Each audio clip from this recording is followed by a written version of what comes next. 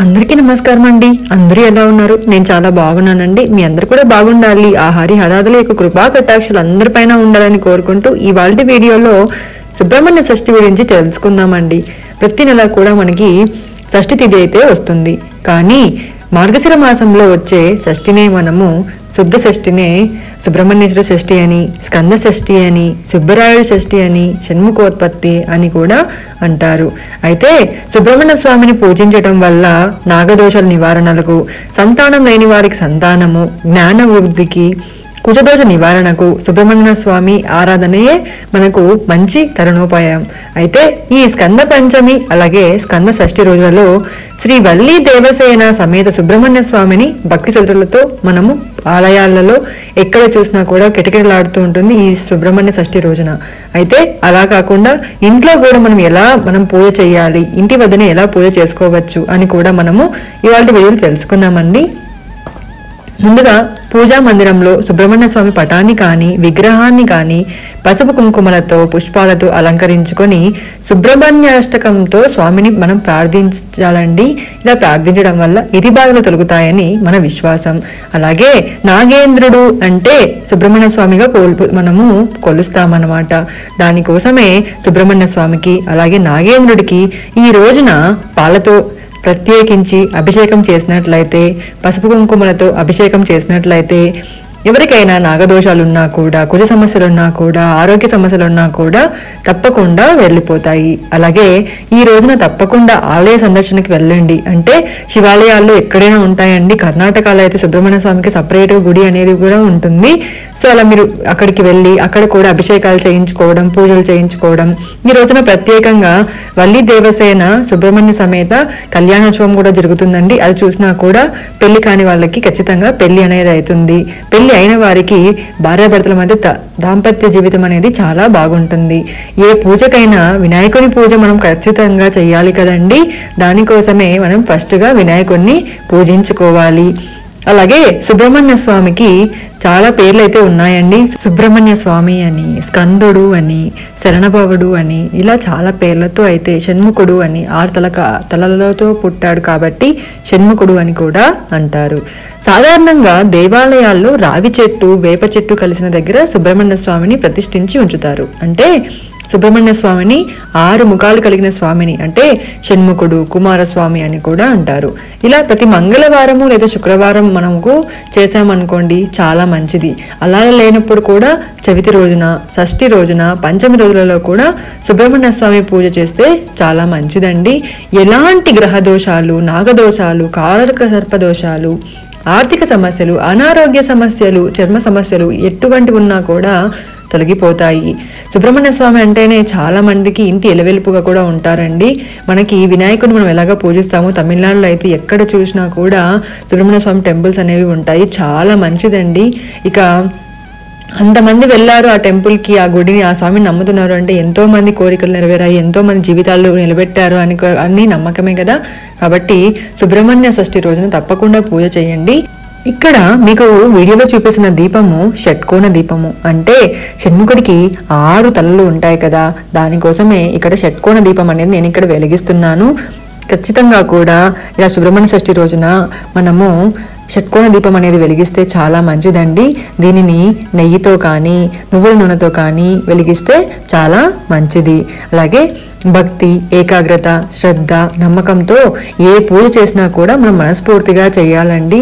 అంటే ఇప్పుడు ఈ దీపమే ఎందుకు పెట్టాలి, ఆ దీపమే ఎందుకు చేయాలి, ఈ పూజలే ఎందుకు చేయాలని అపోహలకి పోకుండా మనస్ఫూర్తిగా నమ్మి చేయండి. అన్నీ కూడా మనకి సత్ఫలితాలు అనేవి వస్తాయి. మనము గుడిలో అయితే ముందుగా సంకల్పం చెప్పుకొని అక్కడ రావి చెట్టు, వేప చెట్టు ఉంటే అక్కడ కానీ, నాగులు ఉంటే జంట నాగులు అంటారు కదండి, ఆ నాగుల చెట్టు దగ్గరికి వెళ్ళి అక్కడ విగ్రహానికి నీళ్ళతో శుభ్రంగా కడగాలి. స్వచ్ఛమైన పాలతో అభిషేకం చేయాలి. అలాగే ఓం వల్లి దేవసేన సమేత సుబ్రహ్మణ్య స్వామియే నమః అంటూ గంగాజలంతో కూడా అభిషేకం చేయాలి. అలాగే మీ చేతికి ఉంగరాలు కనుక ఉన్నట్లయితే ఆ ఉంగరం అనేది తీసి ఆ ఉంగరంతో స్వామి విగ్రహానికి గంధం అనేది రాయాలండి. లేదు అంటే మీరు చేత్తో అయినా కూడా రాయవచ్చు. నాగేంద్రుడికి కానీ సుబ్రహ్మణ్య స్వామికి కానీ గంధముతో చేయాలి. అప్పుడే శాంత స్వరూపంగా మనకి ఉంటారన్నమాట. ఇలా షట్కోణ దీపం అనేది మనం వెలిగించుకోవాలండి. అలాగే నైవేద్యంగా చెలివిడి, బియ్యం చెలివిడి అంటారు కదా, బియ్యం చెలివిడి, అలాగే బెల్లం కలిపిన ఉండలు, నానబెట్టిన పెసరపప్పు, దానిపైన ఒక బెల్లం ముక్క, అలాంటివి మీరు నైవేద్యంగా పెట్టచ్చండి. ఆ తర్వాత ధూపం అనేది వెయ్యాలి. ఇంట్లో ఇలాగ చేసుకున్నా కూడా పుట్ట దగ్గరికి వెళ్ళి పాలు పోయడం, అవన్నీ కూడా ఈ షష్ఠి రోజున కానీ పంచమి రోజున కానీ మంగళ శుక్రవారాల్లో కానీ చేస్తే చాలా మంచిది. అలాగే ఆవు నెయ్యితో దీపం పెడితే కూడా ఎవరికైనా పిల్లలు లేకుంటే కూడా పిల్లలు పుడతారండి. నేనైతే ప్రతి శుక్రవారం వెళ్ళి రాహుకాలంలో ఆవు నెయ్యి దీపాలు అనేవి పెట్టానండి. అంటే జంట నాగులు అనేవి ఉంటాయి కదండి, అక్కడ అవి చాలా మంచిదండి. మనకి తప్పకుండా మన కోరికలు అనేవి నెరవేరుతాయి. ఆ తర్వాత స్వామికి వస్త్రాన్ని సమర్పించాలి. అంటే పత్తి ఒత్తి అంటారు కదండి, దానిని మనం స్వామికి సమర్పించాలి. ఆ తర్వాత మంగళహారతులు కూడా ఇవ్వాలి. దాని తర్వాత స్వామికి హారతి ఇచ్చాక మనము ఇలా మీకు ఎవరైనా సమస్యలు, ఆరోగ్య సమస్యలు అలా ఉన్నవారు 16 వారాలు ఇలా శుక్రవారం కానీ మంగళవారం కానీ లేకపోతే ఒక స్కంద షష్ఠి, మనకి షష్ఠి అనేది 2 సార్లు వస్తుంది కదండి, అలా 2 షష్ఠి రోజులలో 16 సార్లు కానీ ఇలా పూజ చేసుకున్నట్లయితే, కనీసం గుడికి వెళ్ళి అక్కడైనా కూడా మీరు ప్రదక్షిణ చేసినట్లయితే కూడా ఎటువంటి సమస్యలు ఉన్నా కూడా పోతాయండి. మనము రావి వేప చెట్టుకి ప్రతి వారము తిరిగినట్లయితే కూడా చాలా మంచిదండి. ఎందుకంటే లక్ష్మీనారాయణగా మనం భావిస్తాం కాబట్టి. అలాగే సంతానం కోసం చేసే వాళ్ళైతే తెల్లదారము అనేది దానికి పసుపు రాసి రావి వేప చెట్టుకు కట్టాలండి. అలా కడితే ఖచ్చితంగా సంతానం అనేది కలుగుతుంది. అలాగే ముడుపు కూడా కట్టినట్లయితే కూడా సంతానం కలుగుతుంది అనేది ఒక నమ్మకం. అలాగే తప్పకుండా ఈరోజు పానకం చెలివిడిని పెట్టండి. ఆ తర్వాత షణ్ముఖుడి యొక్క సుబ్రహ్మణ్య స్వామి యొక్క అష్టోత్తరం అనేది మీరు ఇవాళ చెప్పుకుంటే చాలా మంచిది. అలాగే స్కంద షష్ఠి రోజున తప్పనిసరిగా స్కంద కవచం అనేది చదువుకోవాలండి. దాంతో పాటుగా శ్రీ వల్లి దేవసేన సుబ్రహ్మణ్య సమేత అని కానీ ఓం శ్రీ సుబ్రహ్మణ్య స్వామి అయిన కానీ ఓం శరవణ భవయే నమః అనే 6 అక్షరాలను చదువుకుంటే చాలా మంచిదండి. ఈ రోజంతా కూడా శరణభవ శరణభవ భవ శరణవ భవ శరణవ భవ అని షణ్ముఖుడిని మనం కొలుచుకుంటే కూడా చాలా మంచిది. అసలు ఈ సుబ్రహ్మణ్య షష్ఠికి చాలా ప్రత్యేకత ఉందండి. సుబ్రహ్మణ్య షష్ఠి సందర్భంగా శివుడు 2వ కుమారుడైన కుమారస్వామిని అంటే సుబ్రహ్మణ్య స్వామిని మనం పూజిస్తామని విశేషంగా కూడా పూజలు అనేవి చేస్తూ ఉంటాము. అలాగే కుజదోషాలు ఉన్న వాళ్ళు తప్పకుండా చేయండి. అంటే పిల్లలు లేని వారు కానీ, ఉద్యోగం లేని వారు కానీ, సంతానం, అలాగే ఉద్యోగము, అలాగే ఆరోగ్య సమస్యలు, ఇంట్లో ధనం నిలకడగా లేకపోవడం, అలాంటి వారికి ఎటువంటిది అయినా కూడా మనకి చాలా మంచిదండి. ముఖ్యంగా నాగదోషం ఉన్నవారు ఎక్కడి స్వామి దగ్గరికి వెళ్ళినా కూడా పిల్లలు పుట్టకపోయినా, పెళ్లి కాకపోయినా, ఉద్యోగం రాకపోయినా వాళ్ళు ఫస్ట్ చెప్పేది సుబ్రహ్మణ్య స్వామికి పూజించండి అమ్మా, సుబ్రహ్మణ్య స్వామి పూజ చేయండి అమ్మా అని.